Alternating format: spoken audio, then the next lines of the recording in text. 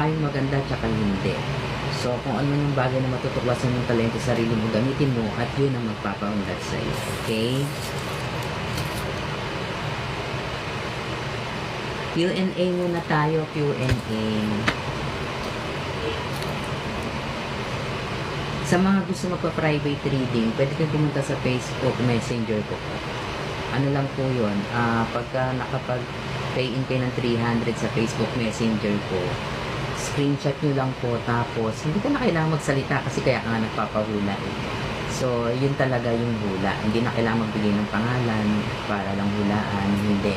One-on-one yun. So, sa mga, for those people who will interested, pwede kayong pumunta mag-visit sa Blue App ko sa Facebook Messenger para makakuha ng slot. Okay, Miani. Christy La Chica about love life ko. Anong tanong mo sa love life mo? Kasi sabi ko